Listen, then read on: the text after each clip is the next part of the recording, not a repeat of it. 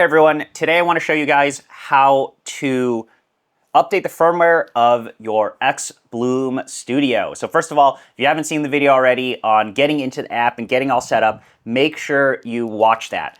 Here I have the app, I have the machine paired. Again, if you look at the symbol here and you look on the app, you'll see it says connected, and you also see the symbol here that says the machine is seeing the app, your phone is paired with the Studio. So once I'm in here, open up the app again, and tap the top left here. So I've called my machine Brian's xBloom. You tap it here, and this lets you get into the system settings of the machine. You could change all the different units and so on and so forth. But we frequently want to make the machine better, so we have some updates. And you'll see here there's a firmware version. It'll tell you what version your machine is. If you guys want very specific details on firmware, that is what the Discord's for. So, go in the Discord, you can talk about what firmwares you're running and so on and so forth. But get into the app here, you click the update button, and what it will do is it will download the firmware onto your phone, and then it pushes the firmware onto the machine. Takes a bit of time for it to update, but we've definitely want to make sure you have the latest firmware.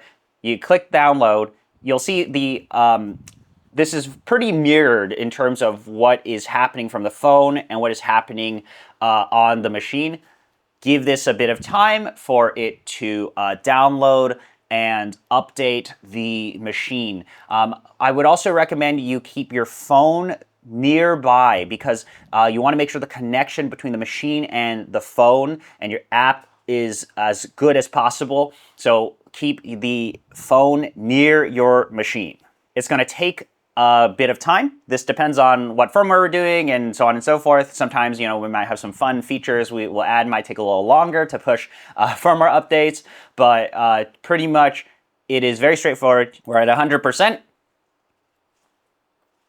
What it will do is once the firmware is on the machine, it does take some time to update. Your machine is going to reboot. Generally speaking, just let it sit there, and there we go. Now we're ready to brew again, and you can see, if you remember what the firmware version is, you can see that the firmware is going to have been updated.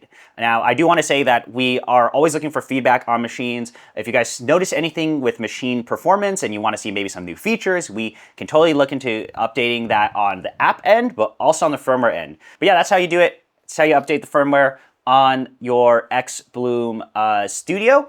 It's very straightforward. Just get the app, download it, make sure your phone is nearby so it has good connection, and yeah, that's how you do it. Thank you guys so much for spending time watching this video. See you guys around.